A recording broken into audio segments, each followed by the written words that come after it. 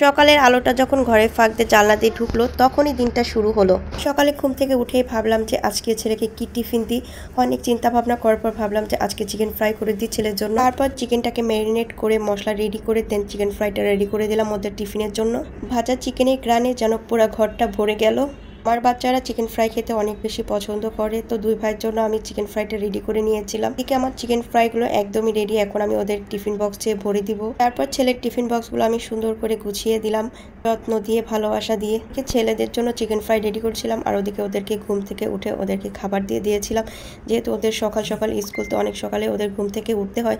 সকালে উঠে একদমই খেতে যায় নাই, যে মুখের সামনে দিয়েছিলাম আর খেতে চাচ্ছিল না। সকালে ঘুম থেকে উঠে আসলে কারোর এত সকালে খেতে ভালো লাগে না, তারপরে কিছু করার নেই, আমি চেষ্টা করি ওদেরকে সকালে খাবারটা খাইয়ে স্কুলে পাঠানোর। যেহেতু অনেকটা সময় স্কুলে থাকতে হয়, তার মাঝখানে টিফিন করে, তার জন্য চেষ্টা করি সকালে খাবারটা একটু খাইয়ে দেওয়ার। টিফিন বক্স রেডি করে এদিকে ছেলেদের স্কুলে যাওয়ার জন্য প্রস্তুতি নিলাম। সবকিছু ঠিকঠাক আছে কিনা সেগুলো চেক করে নিলাম, কারণ সকালে রাতে আমি যেহেতু রেডি করে রাখি তারপরে সকালে একবার চেক করে নিই। তারপর ছেলেরা বের হলো স্কুলের পথে। স্কুলে যেতে যেতে দুই ভাই তো দুষ্টুমি করছিল, আর ইহানের মনে হচ্ছিল এখনও ঘুম চোখে। তো যদিও অনেক সকালে যেতে হচ্ছে, কিছুই করার নেই। তো এদিকে হচ্ছে আমাদের কাছে অনেকগুলো দেখলাম যে মেহেদি পাতা রয়েছে, তো ভাবলাম যে মাথায় দেওয়া যাবে, তার জন্য মেহেদি পাতাগুলো তুলে নিলাম। এই কাজটায় অনেক সুন্দর মেহেদি পাতা হয়েছে, তো ভাবলাম যে আজকে একটু চুলের যত্ন নিই। কিছুদিন ধরে এত বেশি চুল পড়ছিল, মানে মাথায় চুল নেই আর সব জায়গায় চুল আছে। তো এখান থেকে মেহেদি পাতা তুলে চলে আসলাম ছাদে গাছে পানি দেওয়ার জন্য। তো আকাশটা এত বেশি সুন্দর লাগছিল। আর কিছুদিন আগে এই বেগুন গাছটা লাগিয়েছিলাম, আর অলরেডি এই গাছে ফুল এসে গিয়েছে, হয়তো কিছুদিন পরে আবার ফল মানে বেগুন ধরবে আর কি। তো এদিকে কিছু করলা ছিল, সেগুলো তুলে নিলাম, আর মাথায় দেওয়ার জন্য এদিকে অ্যালোভেরা তুলে নিয়েছিলাম। আর ছাদ থেকে এগুলো নিয়ে এসে রান্না বাড়া শুরু করে দিয়েছি দুপুরের জন্য। তো ছেলেরা স্কুল থেকে আসার আগে আমি রান্নাটা কমপ্লিট করার চেষ্টা করি।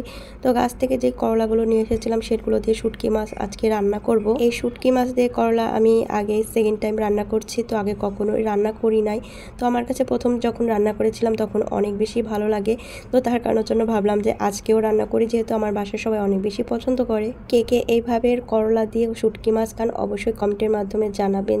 এই তরকারিটা অনেক বেশি মজা হয়েছিল, যেহেতু একদমই ফ্রেশ করলা ছিল, গাছ থেকে তুলে এনেই রান্না করেছিলাম।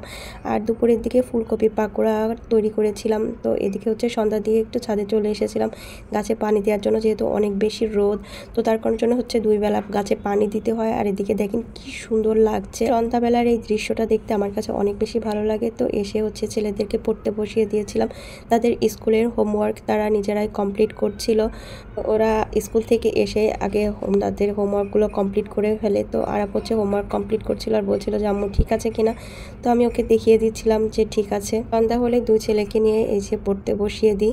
আর দিনটা যখন শেষের দিকে তখন ভাবছিলাম যে এই সাধারণ দিনগুলোই কতই না সুন্দর। ব্যস্ততার মধ্যেও যদি ভালোবাসা থাকে তাহলে প্রতিটা মুহূর্তই আনন্দে ভরে ওঠে। তো ভিডিওটি এখানেই শেষ করছি, কেমন লেগেছে অবশ্যই জানাবেন।